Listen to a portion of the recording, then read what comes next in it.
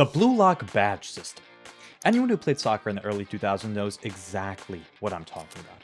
These little guys were the creme de la creme to all Pee-wee soccer players, and today, we're bringing them back. I'm starting a series where we go back to previous matches in Blue Lock and hand out these badges to all the deserving players. And if you somehow missed out on this childhood experience, I'm sorry that you never truly lived. But picture this. It's a cool Friday afternoon. You and your team just smoked your hometown rivals, you're running through the post-game tunnel with your parents handing out orange slices at the end, and then everything shifts when coach walks over holding these. They're essentially little trophies that commemorate specific actions or performances, and since it's such a shame that they were phased out as we grew up, I'm giving Blue Lock characters the recognition they truly deserve.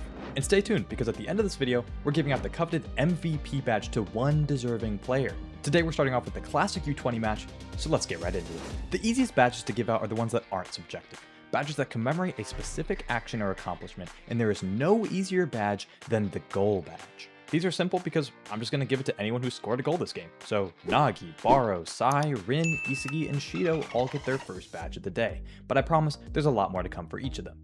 And the other badges are a lot more complex too. Shido was actually close to another badge at the same time. If Sai managed to get that last pass to Shido, he would have gotten 3 goals, achieving the hat trick badge. But alas, that didn't happen. So moving on, we'll knock out the last objective badge, and that's for assists. The easiest example here is obviously going to be Sai.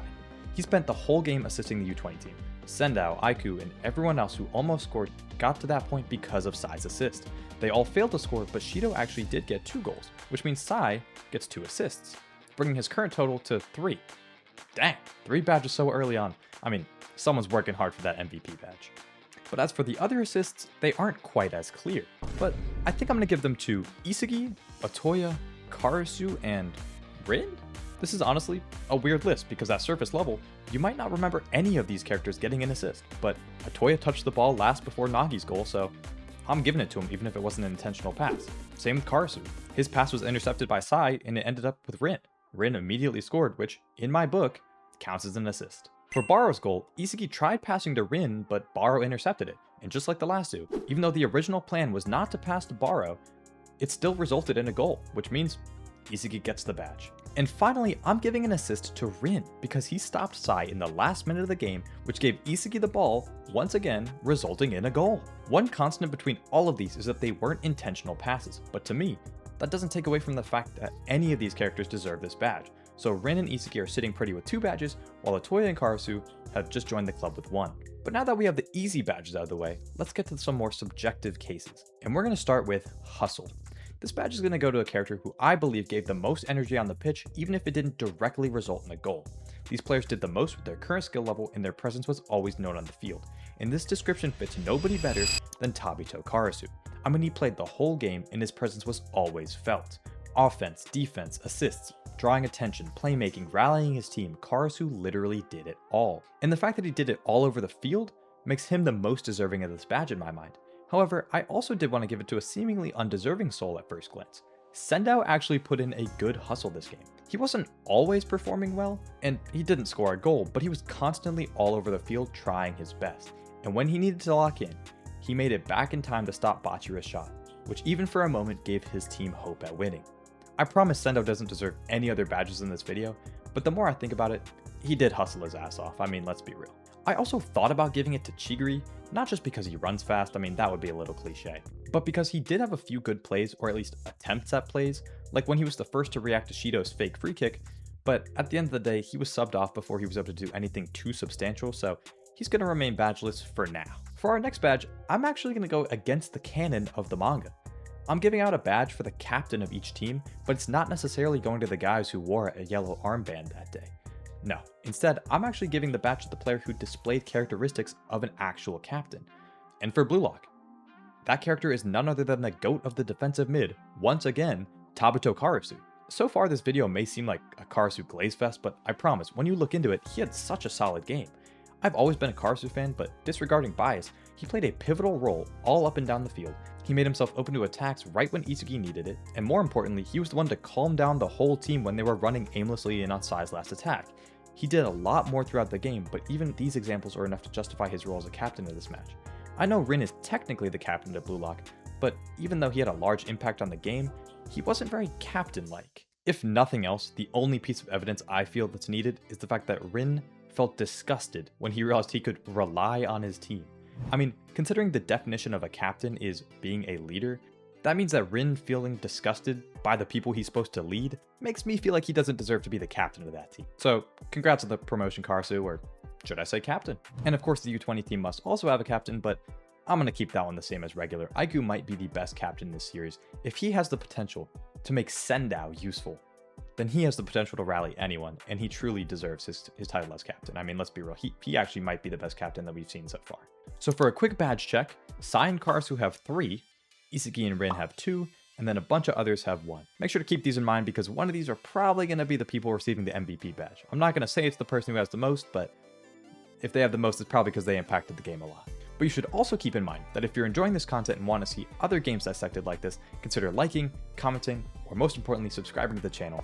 I'm on the road to 2K, and if I hit it before my birthday in July, I will do a Zuko cosplay for a video since everyone loves calling me that in the comments. But I'm not going to take up any more time. Let's get back to the video. Our next badge I actually couldn't find a picture for, but I swear I remember these back in the day. And even if they weren't real, I just needed a reason to get Raichi a badge. And of course, because he didn't play, that's a little harder, so we're going to give him the cheerleading badge. And while this honestly could go to anyone on the bench who were cheering, Raichi seems the most active and the most involved in the game. He's always consistently shown to have the most passion in his voice, so since he didn't get to play, this was Raichi's first and last badge. So quick round of applause for Raichi. He is my personal GOAT. The next badge I want to highlight is for having a great D, and based on how much you guys glaze and ride it, I'm guessing Isagi fits this description better than anyone. And if not, that means you guys are working overtime at the Glaze Factory for some mediocre D. Okay, so I do think I've lost the plot a little bit on that one, but this badge is actually for great defense. And while I'm sure NEL Isagi would get this badge, his performance in the U20 game doesn't quite impress me defensively. Instead, there are only 3 players who I feel are deserving. Aiku was obvious. He was the sole reason the game didn't end in 15-3 in favor of Blue Lock. There's a reason he's a fan favorite character, and it all stems from his performance and demeanor in this game. If anyone deserves this badge, it's him. The next player is Rayo. He only played half the game, but it was the start of the Rayo Renaissance.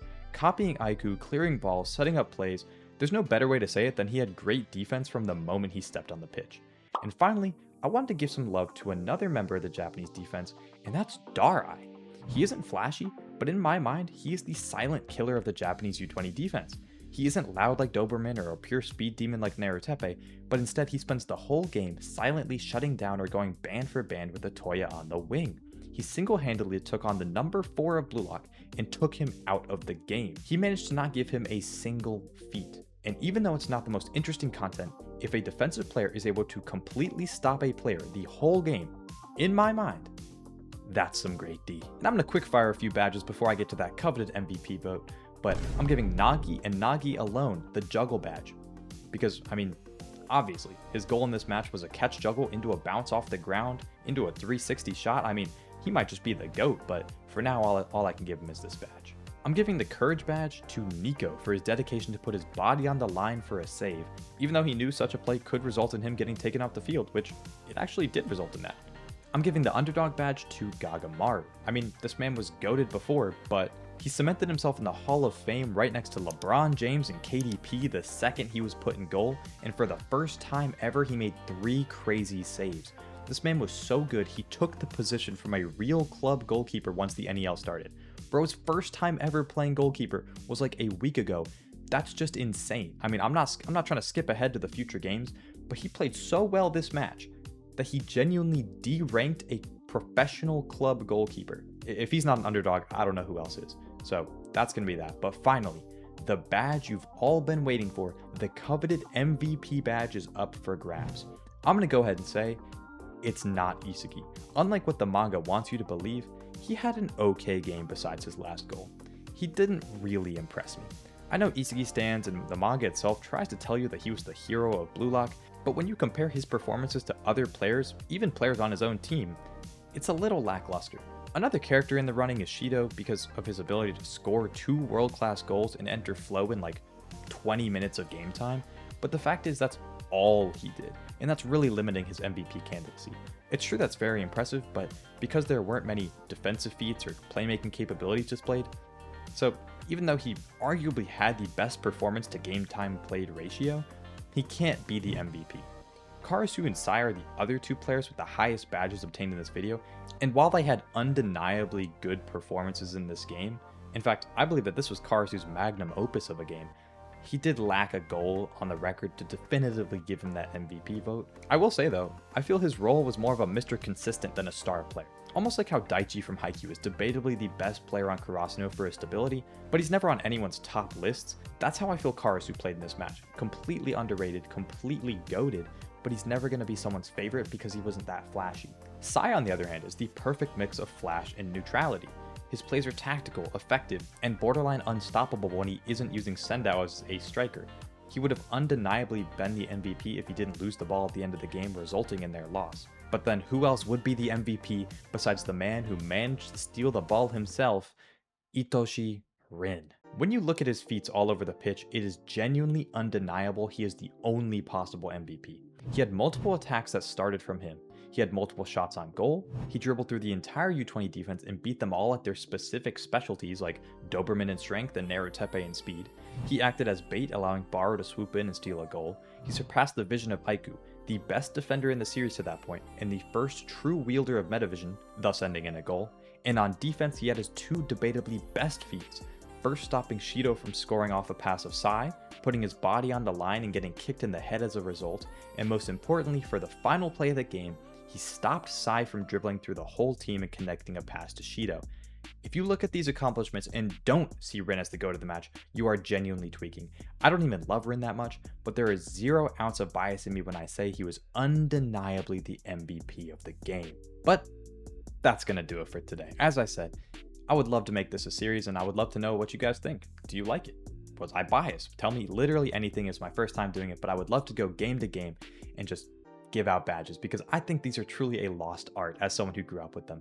But as I said, also, I'm on the road to 2K, so consider leaving a like, dropping a follow, doing whatever you can. If I can do it before 2K, if I can do it before July, I'm leaving that in. I don't even care. If I can do it before July, I'm gonna do a Zuko cosplay for a video, maybe even Avatar related. Who knows? I've never seen it before. So, but yeah. Anyway, my name is dannyAkaFloppy. So until next time, peace.